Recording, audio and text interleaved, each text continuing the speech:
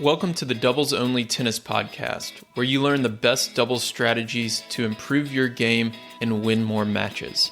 I'm your host, Will Bocek. This podcast, my website, and my weekly newsletter all focus on the goal of better understanding the sport of doubles and helping players like you improve faster through actionable advice that you can use in your very next match. My goal is to provide the best doubles strategy resources in the world. And to do that, I study, analyze, and work with players at every level of the game, all the way up to the ATP and WTA tours. If you enjoy this podcast, I've created doubles strategy products that go even deeper if you want to take your doubles knowledge to the next level. At the end of this episode, I'll explain more about them, or if you want to learn more now, go to thetennistribe.com/products. Here's today's episode. You're about to hear my conversation with Coach Greg Moran. Greg is a member of the Wilson Advisory Staff, the Cardio Tennis National Speakers Team, and the USTA Coach Developer Program. He's been coaching tennis for over 45 years, and he really focuses on the recreational adult club level player. And he has a new book out that I've been going through called The Truth About Tennis, the definitive guide for the recreational player. And in this book, he has some testimonials and words of praise, as he calls them, from Jorge Capestany. He's also an author of previous books that have been mentioned by Chris Everett, Tracy Austin, Mats Wilander, Luke Jensen, who's been on the podcast before, and Vic Braden. And the foreword of this book is from Rick Macy, who I had on the podcast back in December. And we go through the contents of the book, or at least part of it. It's a very in-depth, comprehensive book, but it is a simplified form of tennis improvement. It will really make things easy for you if you do get your hands on a copy. So in this conversation, you're going to hear Greg's story, how he got into tennis, even though he was pretty skeptical as a kid who liked basketball and football and baseball a little bit more. We also talk about coaching in tennis. So what got him hooked on coaching, what the problems are with tennis coaching today, and how you can find a good coach. We dive pretty deep into that topic. Then we cover some different topics from the book. So he has one chapter entitled Nothing Will Work If You Don't, where he goes over the amount of work you actually have to put in to see improvement. And he's very specific with this. It's a certain amount of days per week that you need to improve. We also talk about what we can learn and what we cannot learn from the pros. We discuss the benefits or lack thereof of focusing on power to add power to your game. We also talk about eye formation. At what skill level should you implement something like that? Common issues people run into at the 3.0, 3.5, and 4.0 level, and then how to combat those issues and improve your game, and a lot more. Greg, you can tell he's been coaching for a long time because he has all of these little nuggets and phrases that he says that are very, very helpful. And I know you'll get a lot out of this conversation. So without further delay, enjoy this interview with Greg Moran. Hey, everybody. Welcome to the show. Today we have Greg Moran on, author of the new book, The Truth About Tennis. Greg, welcome to the show. Thank you. Well, thank you for having me. So for people who aren't familiar with you or your work in the past, tell people a little bit about yourself, who you are, what you do. Yeah, I'm a tennis lifer. Started playing, very young. I'm 64 now. Started playing when I was 9. I grew up in a small town in Connecticut, and wasn't really interested in tennis too much. This was late 60s, early 70s, before the big boom. But then we were fortunate enough to be members of the local country club, and my parents talked me into taking a lesson with the club pro. And he was a young pro from Texas, and I agreed to do it. And he just made it so much fun for me that I begged for another lesson and another lesson and another lesson after that. Pretty soon after that, I became his ball boy. And what that meant back then was is he would teach all day. I would be on the court walking around, with my ball hopper, picking up balls for him. And Mm, at the end of the day, he would hit with me as payment, gave me a racket. And I did that for about 2, 3 years and got to where I could, play halfway decently. I was like a lot of people, a genuine court rat, would play with anybody, anywhere, anytime. And the pro's name was Rick, and he began to use me to demonstrate during his lessons. And I remember one day, and well, it sounds incredibly corny, but 50 years later, a little over that, I remember it like it was yesterday. And it's the honest to God truth. He asked me to demonstrate a volley for one of his players. And she was having a tough time. And so I grabbed my racket, went to the net, and Rick fed me a couple of balls. And thank God I hit him in the center of the racket. And the lady got a look on her face and she just said, "Oh, now I get it." And I'm well aware of how corny that sounds, but it really is the truth. And at that moment, I knew I wanted to teach tennis. And if I figured if I could find a way to teach tennis and write about tennis, and that'd be fantastic. And 50 some odd years later, that's what's happened. So two follow-up questions to that story. One, what was it about that coach that made you fall in love with tennis and want to go back for more lessons when it sounds like you were pretty skeptical going in?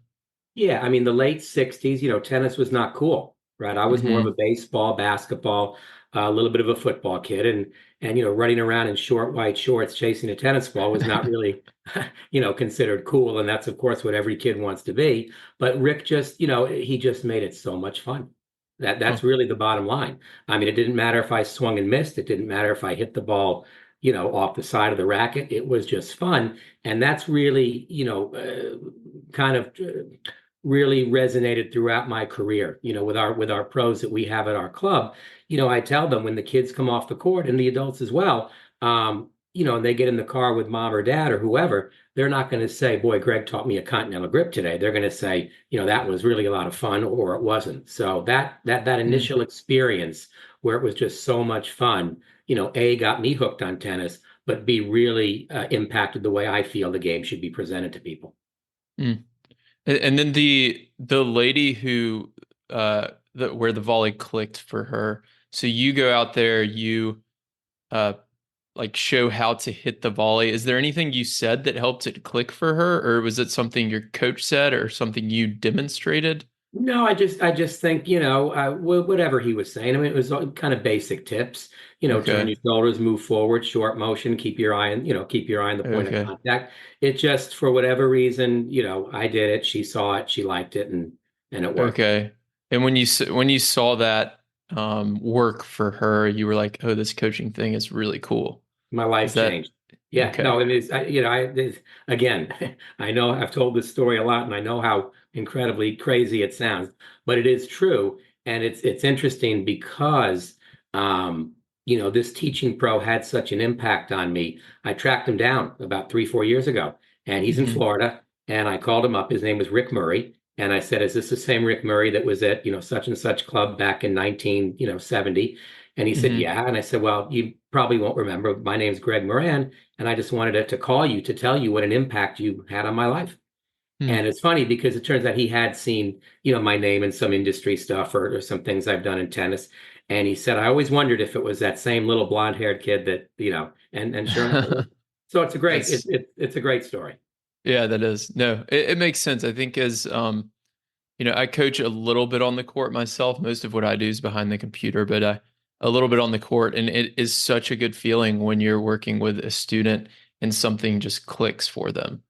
Well, Like it's you it's might be teaching a volley or a serve or whatever, and you're trying like three or four different ways to teach it, and then you find one that works, and they're like, "Oh, now I get it." And then yes, you see it in action. yes, And that yes. is kind of a fun problem solving um, thing that happens with coaching. Hmm. Um, so I want to go through the book and ask you questions. The book basically covers everything that a recreational player would need to improve their game. So we're going to just talk about improvement overall, and then you can either reference specific things for the book or stories that you have from your own experience. So I wanted to start with a very simple question. Why don't most adult tennis players get better? That's a great question. I find people generally don't improve. Um, Two main reasons. One is probably the primary one is they don't practice enough or practice correctly. You've got your average recreational player.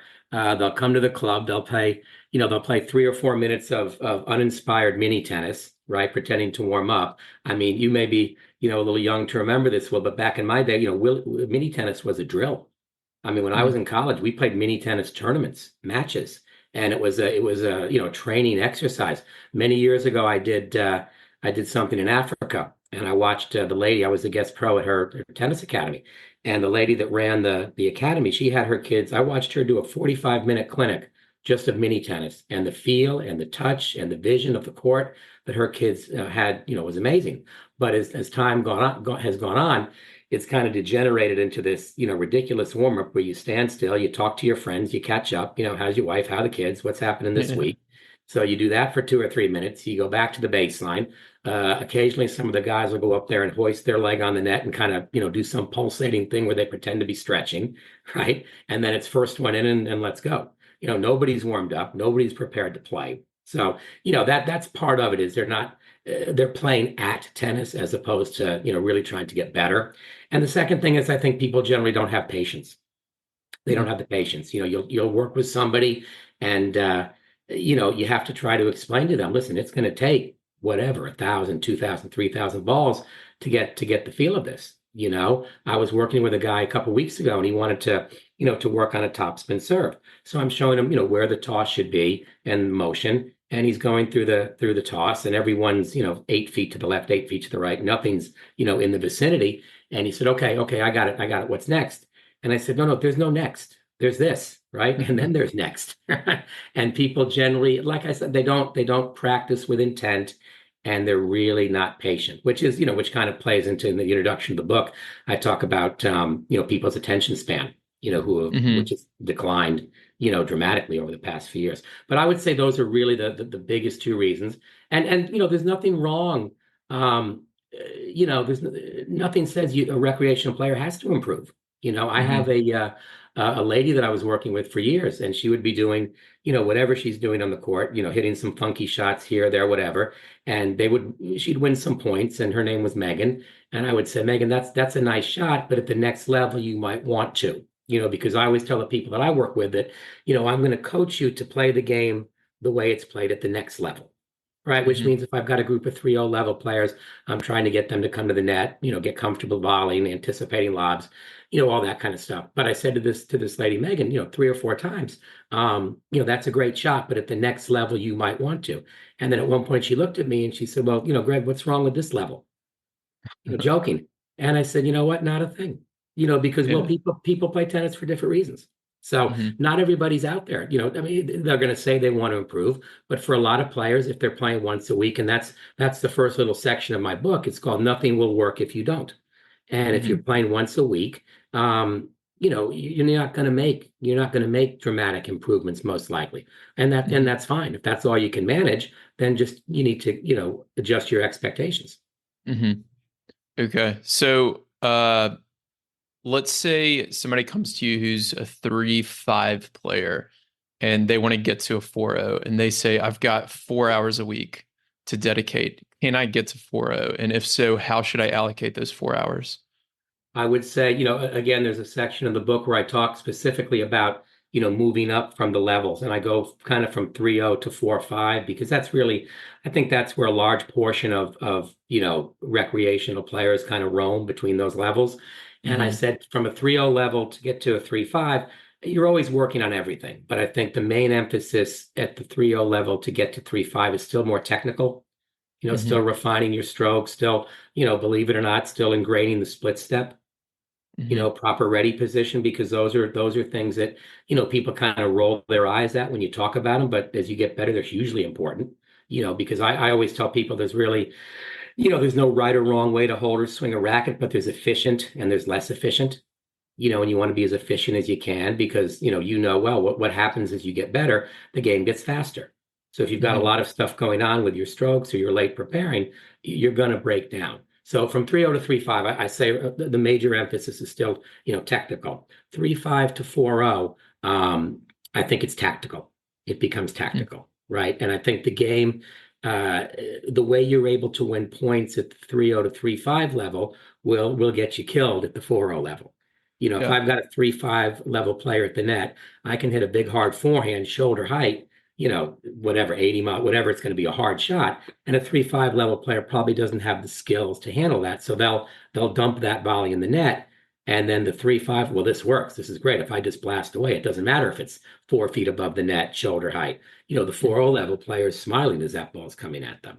So I think it right. becomes more a tactical understanding of, where most points are won in doubles, right? In high level doubles.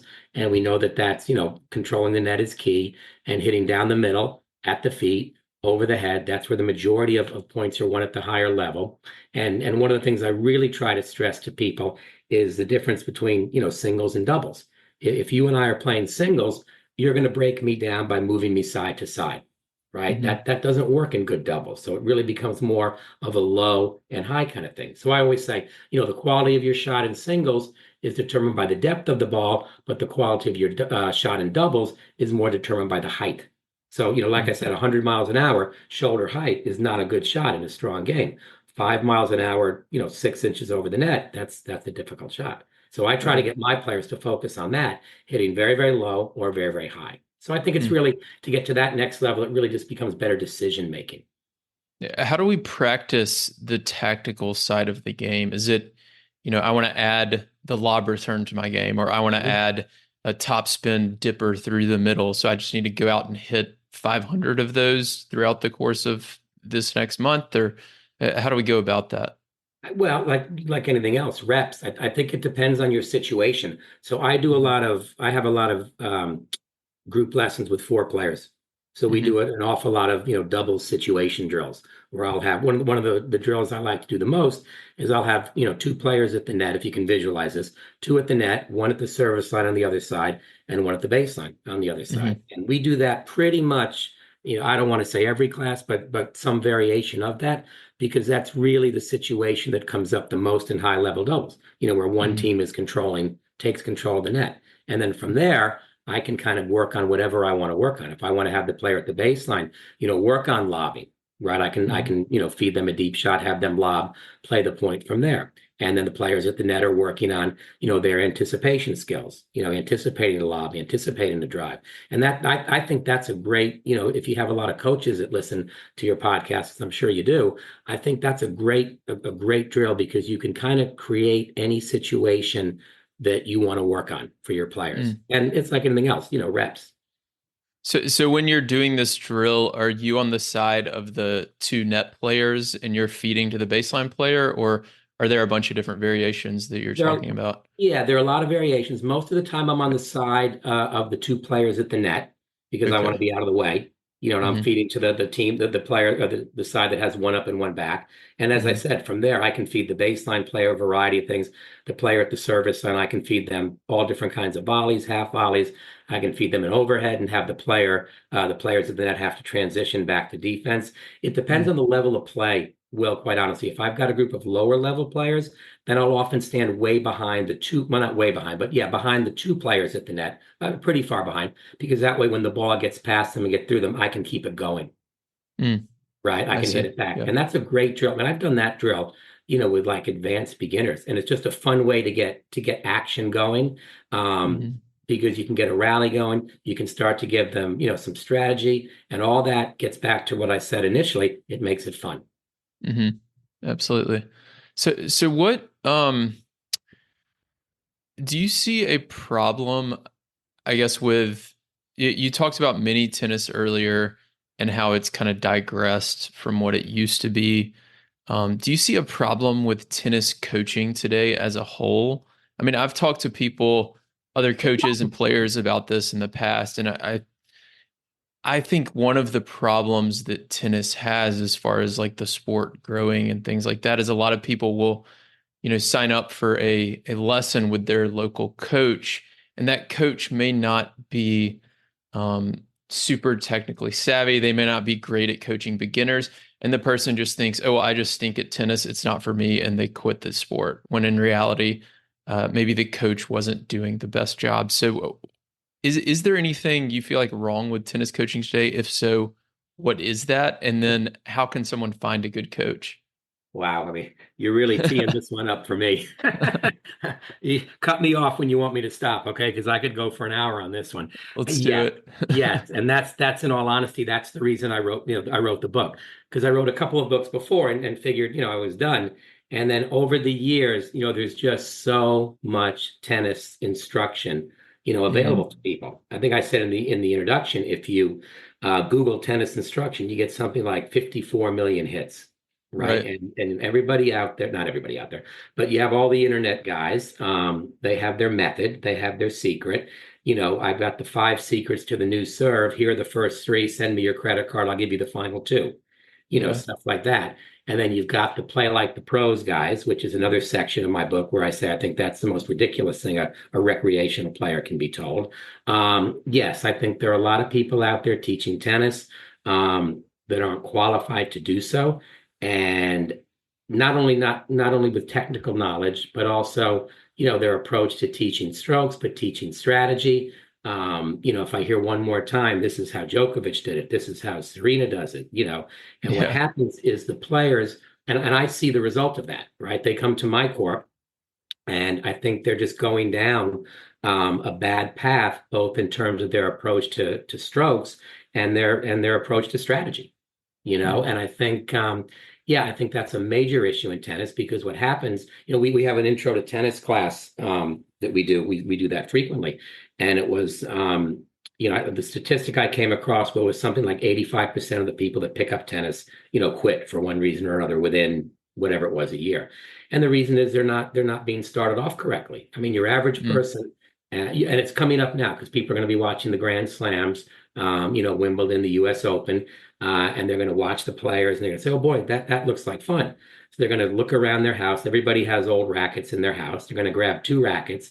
They're going to take a couple of beat up balls from their dog, go out to the court and try to rally from baseline to baseline because that's what they saw on TV, and it's a nightmare, right? So Hmm. so who would want to do that? So with our intro to tennis people, we're very strict about the way we want them to start. So I will give them free court time um, during the course of the program, but I'll say you have to do what I tell you to do during the practice session. So I've designed a practice session for them where they're doing some shadow swinging, some drop hitting, because to send 2 beginners out there to try to rally, it's just not going to be good. Yeah. There are lots of little rally progressions that you can teach people. So they're gradually moving along. So yeah, I think there's a big issue, with that. And from somebody like me that hires pros, it's challenging because I think you have a lot of people that are getting into tennis teaching that used to be good players and they can't play anymore. So okay, well, I'll teach, right? And they teach the way they remember Mhm. themselves being taught, but it's not one size fits all. Or they're teaching tennis on their way to something else. I'm going to become a whatever accountant, this, that, whatever. So I'll teach tennis for a couple of years. And Mhm. yeah, I think people are getting a lot of bad advice. Now, don't get me wrong. There are many, many, many wonderful teachers out there. But yeah, I see the result of that. The other thing, well, I think is an issue is that people are taking lessons from a lot of different pros these days, Mhm. right? Years ago, you had your tennis pro, you would take lessons with him, you would stick with him for whatever, 2, 3, 4 years, and you'd have a fun time improving. Today, people are, a lesson with Greg on Monday, a lesson with Will on Wednesday, a lesson with John on Thursday. And the problem with that, I was talking to a lady that I work with, and she does this. And she said, well, Greg, I think different pros see different things. And she's a 3-5 level player. And I said, well, I don't think our games are, scientific experiments. We need to put together a think tank, to figure it out. I mean, strokes are strokes and fundamentals are fundamentals. And the problem is when you're taking lessons from different pros, you could be getting different information, but also each pro prioritizes different things. So if you're Mhm. working with whatever, footwork with me on Monday, and you're working on volleys on Wednesday and something with somebody else on Thursday, you end up working on a little bit of a few things, but no real deep learning takes place. Mm. So if you're taking lessons from a lot of pros, like so many people are these days, it would be great if the pros would communicate. But I think we both know that's not going to happen too often. Yeah. So then it becomes incumbent on the player. When I get a new Hmm. player, I had one yesterday, and I'll always say, well, what are you working on, with your pro? And the scary thing to me is so often they'll say, well, I don't know, I don't know, and that's a reflection on the pro. I mean, if somebody, I certainly hope if somebody comes and takes a lesson, one of my players takes a lesson with you, well, what is Greg working on with you? I really hope they can say, well, we're working on, A, B, and C, and if they can't, then I'm not doing my job. Right. Yeah. So what questions should we ask? Let's say, so you're in Connecticut, so you can't obviously work with everyone on the court, but let's say you come down here to Dallas Fort Worth, where I live, and you have a 3-0 player for a few weeks that you're able to work with, but then they tell you, okay, Greg, I want to find a good local pro in my area. How would you help them do that? Like, what questions would you ask the pro to make sure that they're as good as they can be? That's a good question. I mean, the first thing that I do if I have a new player, first thing again, it happened yesterday. I always say, tell me about your tennis. Hmm. Well, I'm in this. I used to play the standard one is I played all through high school. Then I went off to college, haven't played since then. Now I'm in my, mid to late 30s. I've got some kids. I want to get back into tennis. I Sure. get three or four of those, a month easily, which is great. People coming back to tennis is obviously wonderful for guys like us. And then it really gets down to how much tennis are you able to play? Right? I can Hmm. play once a week. Okay, well then we're going to approach it this way. And I'll instruct people differently, knowing how much they're going to be able to play. If I've got somebody coming 3 days a week, I'm going to approach my lessons with them much differently than I am somebody coming once a week, because I know they're going to be able to put in the practice time. So it's really devising, understanding why the players are out there. And that's really, I think, a skill of an instructor. I'm going off your question here a little bit. But I think there are two things that are really important is coaching your players at the appropriate place that they are in their development. And an example of that would be, I had a group of ladies a while back, USTA team, 3-0 level team, and the captain said to me, Greg, would you teach us the I formation? And Hmm. I kind of looked at her and I said, well, no. And she looked at Yeah. me. She gave me a nasty look and she said, well, why not? And I said, well, when you're bent over at the middle of the court at the net, or and your partner's bent over in front of you, are you confident you're not going to hit her in the back of the head with your serve? And she kind of looked at me, well, no, not really. And then I said, well, can you serve to A, B, C, and D, whenever you want? And she, in the service box, she goes, well, no, not really. Then I said, then the I formation is not going to work. So Hmm. fast forward, 18 months later, I'm working with the same team, and I said, okay, ladies, today we're going to work on the I formation. She jumps up. Well, you said we shouldn't do that, and I said, no, you shouldn't do that then. We shouldn't do it then because your skills weren't there yet. Now you've practiced for 18 months. You're better. We can start to do it, and you'll maybe have some success with it. So it's Hmm. understanding where your players are, what their goals are, how much time they can put into it, and then that's really the skill of the instructor, knowing at what pace to move them along, at what pace to introduce a new technique and reinforce the old technique. So, as far as Hmm. finding another pro, referrals, I mean, Yeah. certified pros are good. That's a good place to start. I mean, I don't think, certification necessarily means you're a great pro. A lot of times, and I might get in trouble for this, and it means, you went to a weekend workshop somewhere and passed kind of a test, but it doesn't mean you're a great instructor. Um, Sure. I would say then go watch the person teach, Hmm. watch them give lessons. I mean, I give lots of, even, someone that's been doing it for as many years as I have, I give many, many, many, complimentary lessons to people when they come to my club. Um, as far as somebody in a new area, that's a tough one. I think it's really finding somebody that's under, well, I have quite a long section on that in the book, I think. What are, are they in it?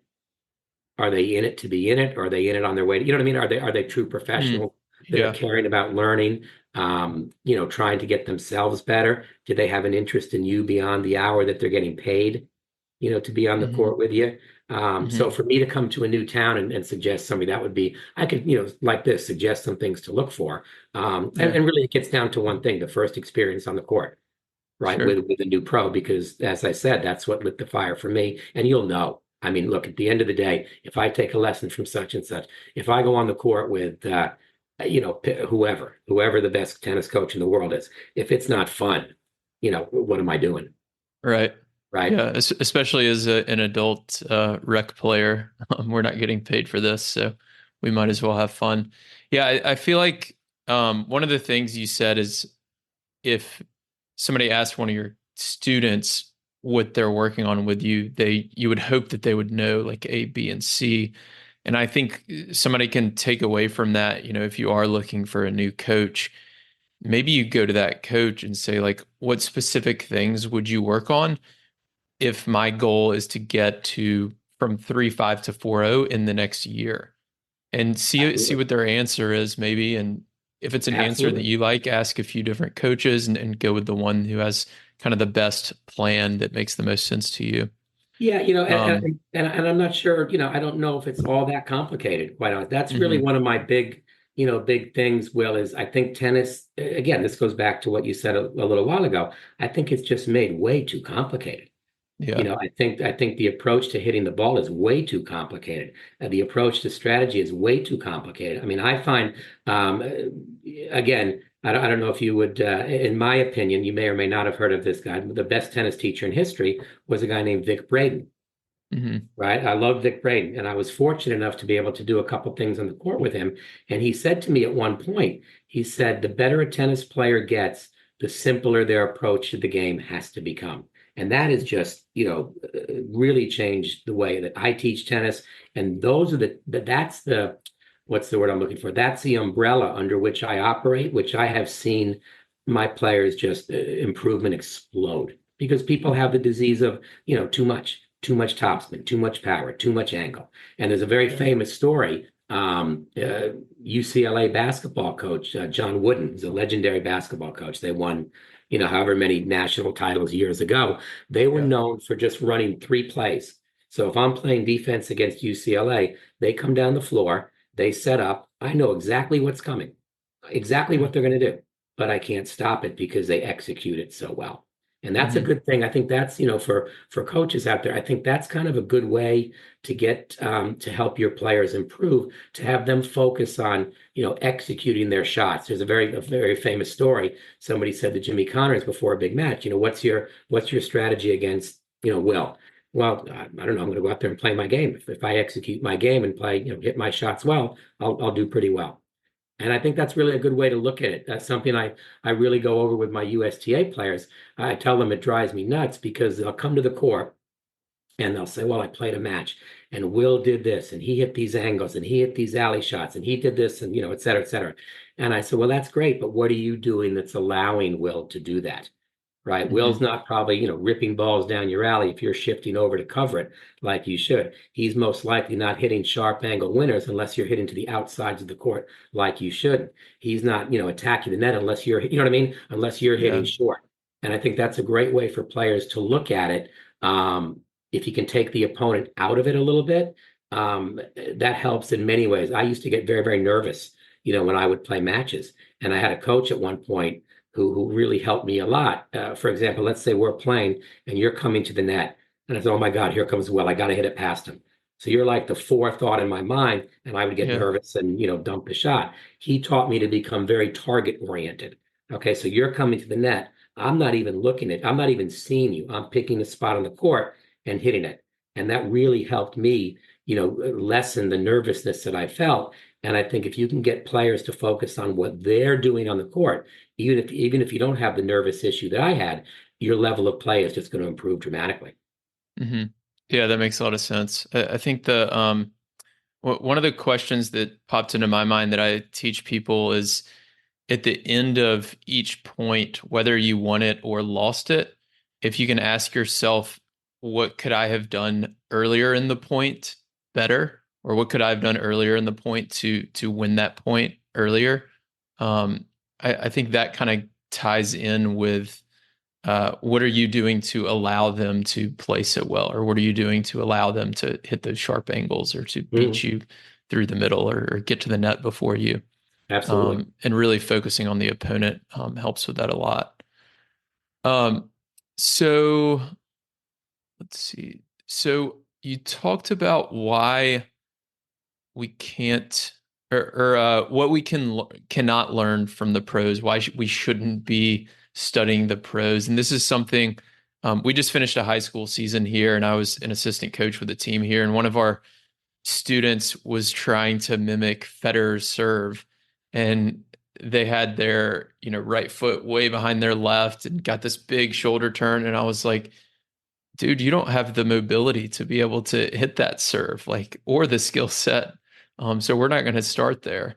So I thought that was kind of a good example of that. But what can we learn from the pros, and what shouldn't we be focused on the pros for? Yeah, no, I think there are a lot of things. I think if you want to, I mean, obviously the best in the world. So of course there are things we can learn from them. How to hit the ball, I don't think is one of them Hmm. necessarily, because what you see is not what's happening, right? It's happening so fast, and you'll watch, you'll see a lot of, you'll watch the pros say hit a forehand, and it looks like they're whipping through the ball and coming over the ball. That's one of the things you hear all the time, and you even hear the commentators say that. It's, oh, he's really coming over the ball today. Well, I Hmm. mean, think about that. How are you coming over the ball? If you're coming over the ball, is it going to come up through the strings to go over the net? Right? Hmm. There's no such thing as coming over the ball. That can't happen. So when you watch, say, a Roger Federer, and you watch him hit his forehand, and if you could stop it at the point of contact, you'll see that his arm extends out 4 or 5 more feet before his elbow breaks to come across his body. And a Hmm. lot of players, in our world, and I hate to say this, I've heard a lot of teaching pros say this, they confuse, the finish with the follow through. Right. And Yeah. I have people say all the time that their pro says, well, point your elbow to your target on your forehand, or read your wristband. I've yet to figure out how that can have anything to do with hitting the ball, because by the time you're pointing your elbow or reading your wristband, the ball's gone. So Hmm. when you're watching the pros, what you're seeing, isn't really what's happening, because it's happening so fast. Nadal, when he plays singles, his average ball is going over the net 90 inches. And it doesn't look Hmm. like that on TV, because the TV screen flattens it. I think if we want to learn from the pros, the best way to do that is go back and learn what they were doing when they're learning. And they did Yeah. that actually with Roger Federer. They went back and spoke to his mother, who I guess was there for the whole thing.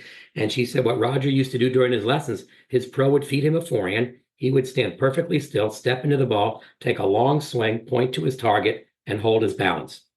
And you do that over and over and over and over again to get Mm. that fundamental, and the long hitting zone.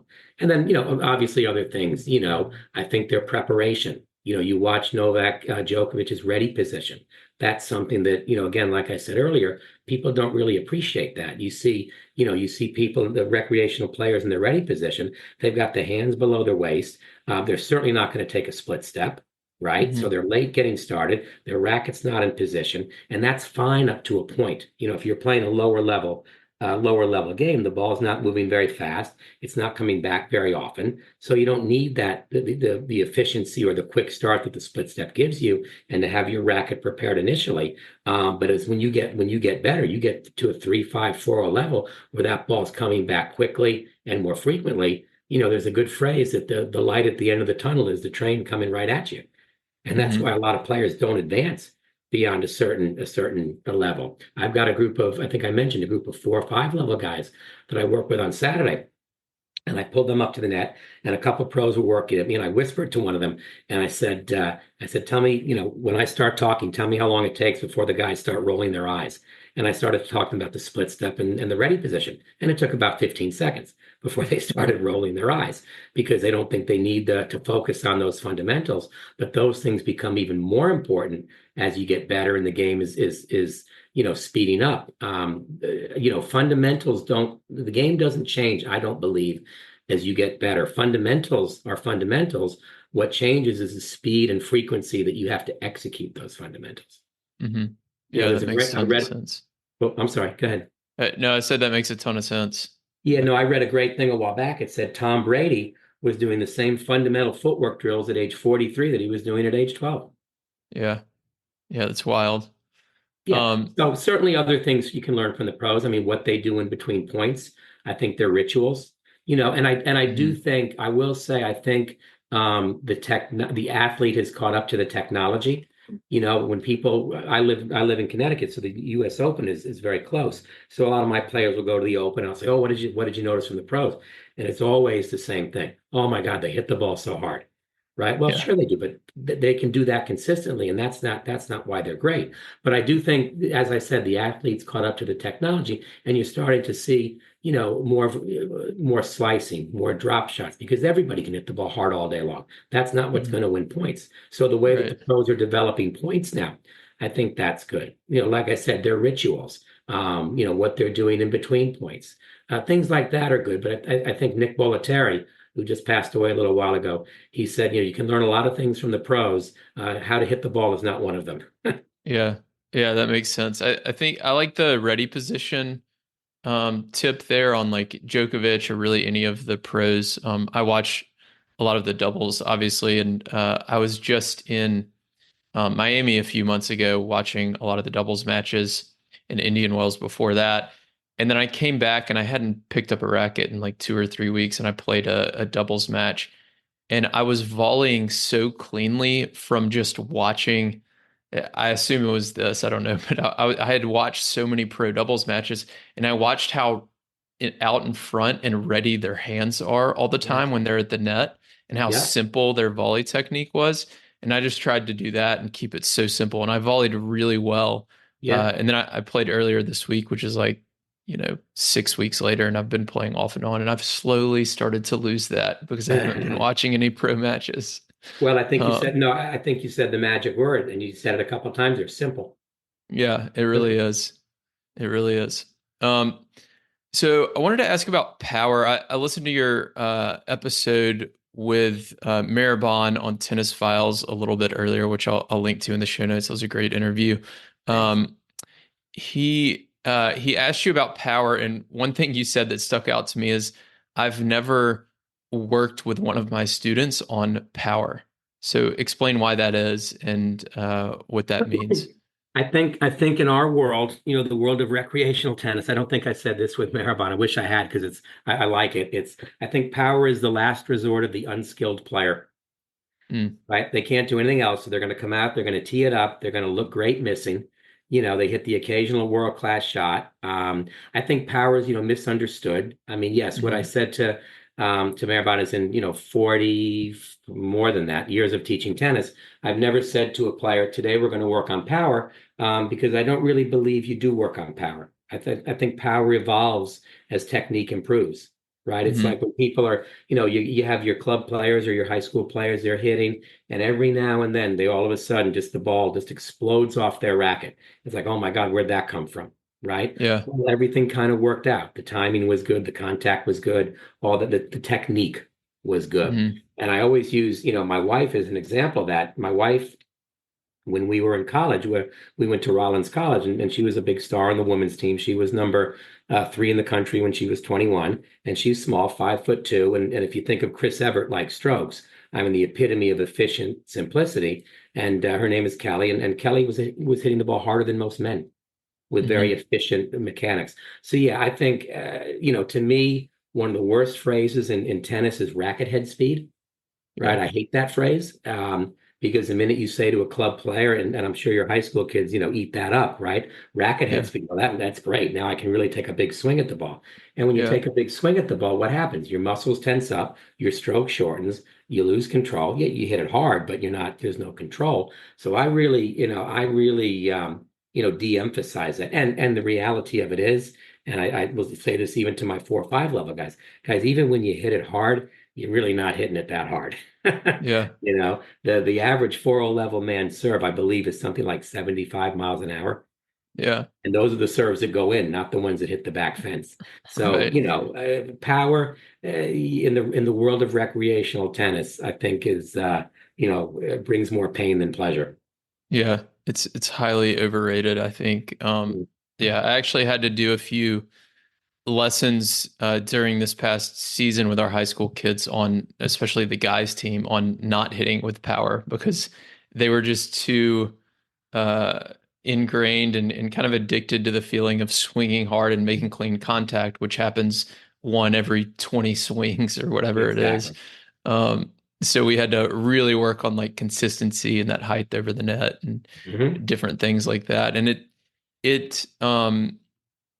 it brings to mind like when you go to I don't play as many USTA tournaments as I used to, but when I used to go, somebody, maybe there'd be like a new player in the tournament or somebody like that, and people would start talking like, "Oh, did you see this new player? Like they hit the ball so hard." And they'd end up like losing second round or something. And they're Yep. like basing it all off like one shot that they hit really hard that goes in 30% of the time. And Hmm. it's just a real misconception that I feel like tennis players and a lot of coaches have.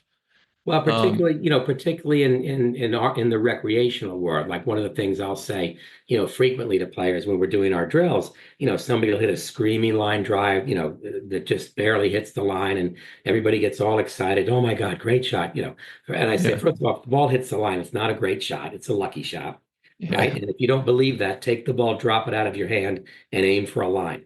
yeah, That's likely not going to happen.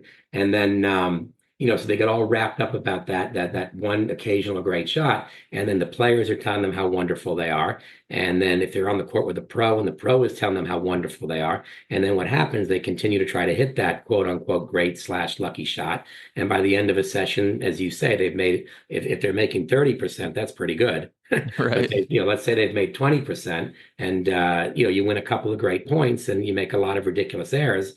And as far as I know, they don't give degree of difficulty points for Uh-uh. in tennis. So Nope.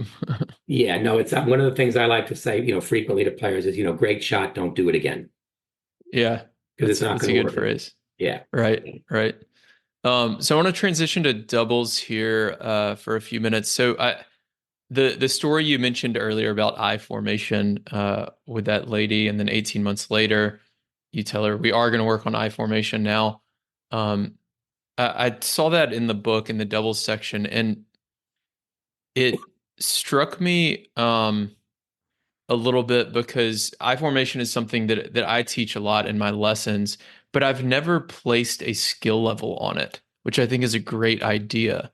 Hmm. At what point is it okay to use I formation? And for that lady who you told you're not ready for I formation, would you have her run Australian formation maybe so that she doesn't hit her partner in the back of the head, but can still get the advantage of forcing the returner down the line and hitting a forehand instead of a backhand? Talk a little bit about that. Yeah, 100%. Absolutely right. And the other thing, well, unfortunately, is in the world of recreational tennis, most club players or recreational players don't have very good serves. Hmm. So when I work with a team on, Australian formation or the rare eye formation, or even serving and volleying, we'll practice that, and then I'll do it in a very controlled way. But I'll also say to them at the end of the day, this is not going to work in your matches. To serve and volley, you have to have two things: a serve and a volley. Hmm. So if you're not doing those two things well, those aren't going to work. Maybe you throw them in now and then to keep, players off balance, on a point that you don't really care about. But yeah, definitely Australian formation first, because that's, it doesn't, and again, I hate to say it like this, but you put a 45, 50-year-old person in the middle of the court, crouched down low, they're not going to spring up too fast, potentially. Yeah. Yeah, No. you have to take that into account as well. Your high school players, they're going to be able to jump around and do all that kind of stuff. But your average club player, that's a different animal. So yeah, Australian formation for sure. I mean, I really rarely, I've got some 4 or 5 level men, as I said, we would try it then a little bit. And Hmm. the Australian formation is fun because from that you can do lots of different things. You can have the player at the net poaching, you can have the server serving and coming in. So that's kind of a fun way to get players doing some different formations that they can have some success with. And Hmm. I'll also tell the people, if I have a group of 3 O level ladies that another pro and I work with every Wednesday. And we're working with them, as I said earlier, the goal is get them up to the 3, 5, 4 level. So what we work on in our sessions are the things that they're not, particularly adept at yet. But I'll always say, for example, I'm having them, get to the net, 2 players up, all the time, because that's the goal. That's the way the game is played. But then I'll preface that by saying, if you have a match tomorrow, this isn't the way to go. If you're playing to win tomorrow, then you're going to do better playing one up, one back. I have a group of ladies. I'm actually going to see them tomorrow, and they're in their late 30s, early 40s. Young players, very athletic. They're doing great. They're solid 3-0 plus level, and I'm doing the same thing with them, having them come to the net as much as possible. And it Hmm. gets ugly, right? The ball's going between them, it's going over them, they're running into each other. And after a few minutes, they start to give me the dirty looks. This doesn't work. What are we doing? And Hmm. I pull them up to the net, and I'll say, ladies, when I think about what we're going to work on, I don't say what can I do that's going to screw up your tennis, right? I want you to succeed. So everything I tell you works. We just can't do it yet. So as Yeah. far as the different formations, Australian formation, absolutely, because it's fun. I formation, I think that's, it really depends on the skill level. Hmm. Yeah, that makes sense. Yeah, I think one of the big things that I still struggle with, I think everybody does as tennis players, is just being willing to kind of be uncomfortable learning some Mm, of these new skills, right? So like sure. the serve and volley is a big one, and it's something I used to never do. Now I do it not every time, but a good bit. And it's something that I had to just get comfortable hitting some of those half volleys from that service line area. And that meant I probably lost some matches that I could have won just serving and staying back the whole time. But I was focused on more the long term, rather than just that specific match. You kind of have to decide the trade-off. That's a tough thing to, yeah, Yeah. I agree with you 1,000%. And that's a tough thing to get people to do. Hmm. That's why in theory, if you're playing a lot of practice matches, like I've got a lot of USTA ladies, and they'll play practice matches, and I'll say, well, what did you work on? Well, we just played.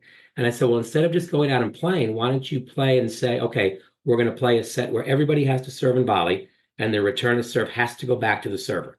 Like when I do a serve Hmm. and volley drill, I like to do a lot of cooperative hitting, Hmm. because that's obviously hugely if you can hit the ball right back to me, you've got pretty good control, right? So I'll do things like that. So when you play your practice match, and this might be a fun thing for your high school kids, you have to serve and volley, every serve. You have to the first return must go back to the server, so the server gets that first volley and then play.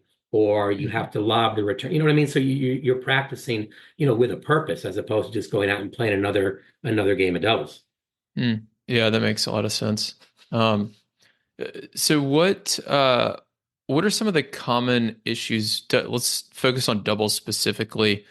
Um, for 3-0, 3-5, and then 4-0. You talked earlier about 3-0. You have to focus on a little bit more technical things.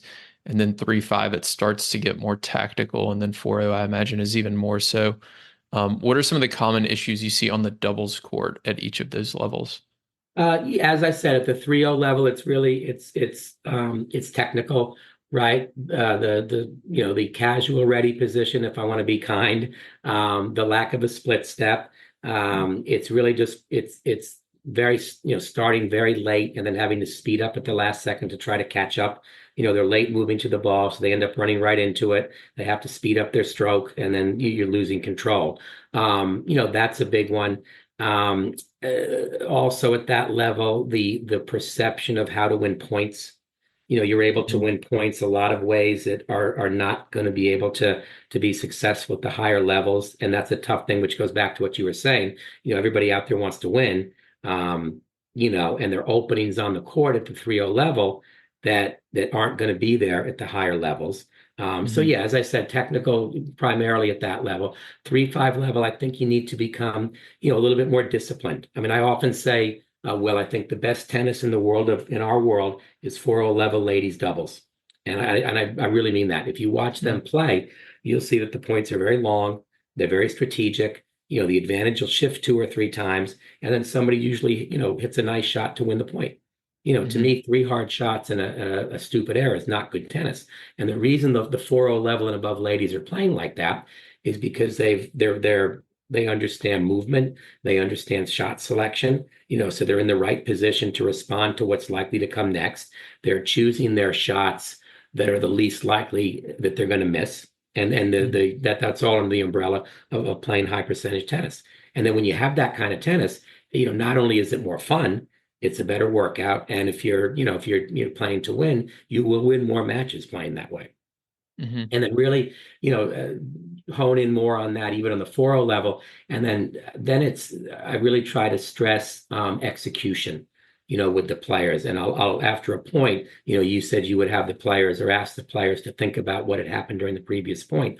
One of the things I like to say to people after they've lost a point, is bad strategy or bad execution, right? Mm. So if you and your partner come to the net, right, and I try to lob and it's a bad lob, 3 feet over the net and you slam it over it. Well, that was a good idea strategically. I just didn't execute it. Right. Okay. Or if I'm going to serve and volley and I hit you a soft serve right to your best strike zone in your forehand and you'd rip it at my feet. Well, okay, maybe I shouldn't have served out wide, but the thought is there. I just didn't execute. And I think it's important to make that distinction. Um, Mm. so I think the better you get, I had a lady a while back and I watched her play a doubles match and she did everything, in my opinion, right. She'd have a short ball. She had a nice slice forehand. She would slice it, come in. She hit every ball to the right spot, but she just didn't hit it well enough, right? So her Mhm. slice approach shot landed 2 feet behind the service line. Well, that didn't work out. Her volley sat up a little bit. She tried to hit at somebody's feet, and it landed 2 feet in front of the player, so the player could have a swing at the next shot. And so I talked to her after the match, and she said, I just feel like I need a few more tools. And I said, no, no, no, you don't need more tools. You did everything correct. You just have to do it better now. Mhm. Right. So I Yeah. think I think again it goes back to the Vic Braden thing. I think as you get better, you're doing less, but you're doing it better. And Vic had a great line. He said, what they say about players with a lot of variety is, well, they lose a lot of matches. Right. Now from 4-0 to 4-5, what does a player need to do better? I think pretty much everything. I don't think there's a huge difference between a 3-5 and a 4-0 level player in the way they strike the ball. I think the ball striking is kind of similar. It's just the 4-0 level player plays a little bit more intelligently, high percentage, and I think they understand tennis a little bit better. I do think there's a significant jump in the way a 4 or 5 level player strikes the ball. As I think, a little bit cleaner, their movement's better, they're fitter. I think it's a different, then you're starting to get into a little bit more rarefied air, certainly in the recreational world. Yeah. So we're gonna link to the book in the show notes. People can check it out. You've got solutions to all of these problems that we're talking about here and more. I was going through the 7 types of volleys earlier. You've got info on serve strategy, return strategy for doubles, a lot of technical stuff. We didn't even get to the mental side of the game, Hmm. which you have a whole section on. But I wanted to, is there, before we jump to rapid fire questions, is there anything else you wanted to highlight from the book itself? One of the things I like to do when I do these things, if because I want to get the book out there. So if your listeners, if the first 10 listeners want to contact me, I'd be happy to send them a complimentary copy. Okay, that's great. You Yeah, can we'll include my email. okay, yeah, we'll include your email in the show notes, and if the first 10 people want to email Greg, you can get a free copy of the book. And I've been going through it myself. I promise you, it is worth it. It's really practical. As far as I rarely see such a practical approach to the game and such a simplified version, Great, like thank you you, focused on. So you've done a really, really nice job. thank you. Um, so what is your favorite tennis tournament? My favorite tennis tournament, probably the U.S. Open because it's close by to where I live, and I've been there frequently. I've been lucky enough to go to Wimbledon a couple of times. My stepfather actually played Davis Cup for Great Britain many years ago, Mhm. and he was actually the number one junior in the world in 1962, I want to say. So I have a little connection to that tournament, and I've been able to go there a couple times and actually walk around the grounds when the tournament wasn't going on, which is which Yeah, is really cool. cool. What's your favorite tennis book other than your own? Winning Ugly by Brad Gilbert. Winning Ugly. Yeah, I Why? think that's because it's a practical approach. I mean, he's got some funny things in there, and he's talking to the club player. He's Mhm. got a great thing in there that I guess he used to do. When he was playing a match and he was starting to get tired, he'd have a candy bar to get himself, ramped up again. And somebody said, "Well, what happens here? You're going to get the sugar high, but then you're going to get the crash. What do you do then?" And he said, "Well, I have another candy bar." Which I think is great. I think that's that's a fantastic book for your listeners and my players. Yeah, it is. It really can help people get over the idea of looking good on the court and hitting the ball harder and hitting the ball cleaner, Hmm. trying to focus on your opponent rather than yourself so much. What is your favorite position on the doubles court? So server, returner, server's partner, returner's partner. Returning serve on the ad side. Okay. Returning serve on the ad side, because when I used to play a lot, I had have a pretty nice slice backhand. My forehand was anything but efficient, and a lot of the serves just tended to go out wide, and that was always kind of a good shot for me, a slice backhand, return a serve cross court. Okay. And you'd follow that in, I imagine. Absolutely. Yeah. Okay. So last question for you. How do we make doubles more popular? How do we make doubles more popular? Um, I, well, it already is, right? It's the game most people play. How do we attract more people to it? I mean, it's really what everybody else says, right? Try to, to show it more on TV, I guess. I think it really gets down to, uh, and this is the way I feel about how do we make tennis more popular. It really gets down to the pro on the court. And I'll track it right back to that first lesson that I had. If that first lesson that I had wasn't a good one, I probably would never have played tennis again. So if you have people that are coming to the court, and we do a lot of work with our junior players. We practice a lot of doubles. You're right. There's a lot of doubles Mhm. practice there because as people do get older, they are going to tend to play more doubles. I'll take it right back to the pro on the court, and that's where it kind of instills the passion for tennis and also teaching people to play the right way. I mean, it's incredible when I get my doubles players, even the 3-0, 3-5 level players moving and hitting. I'll say to them, it's amazing because people will often say doubles is a slow game. And I'll say, well, yeah, bad doubles is a slow game, right? But good doubles, if you have four players on the court with a good pro, that knows how to run drills and can, help the players to play better. And then they get those long 7, 8, 9 shot rallies where they're moving, switching, faking, poaching. I mean, it's just one of the highlights that I get. Well, I've been doing this for a very long time.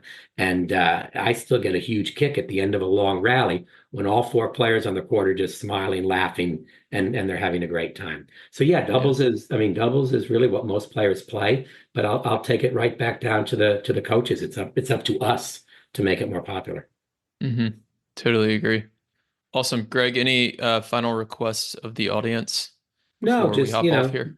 no, I just want to thank you. I'm a huge fan of your podcast and everything you do, and I think it's great. And I really appreciate you letting me come on. And it's always fun when you get a couple of guys talking tennis, right? So that's always fun.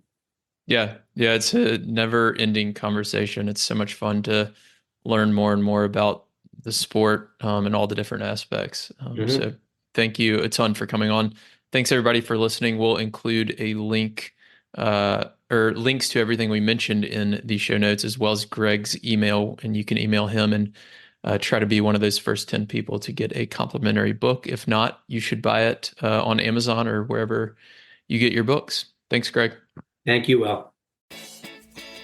Thank you for listening to this week's episode of the Doubles Only podcast. If you're interested in diving deeper into any topics I discuss, I've created doubles strategy products that allow me to bring you more podcasts and other doubles content without relying on paid ads. I have ebooks and courses that help you make better strategic decisions during matches and become the smartest player on the court. Go to thetennistribe.com/products to learn more. You can also join my free weekly doubles strategy newsletter that includes video lessons and more on our homepage. If you want to connect, you can find me on Instagram, Twitter, and Facebook, or email me directly, will@thetennistribe.com.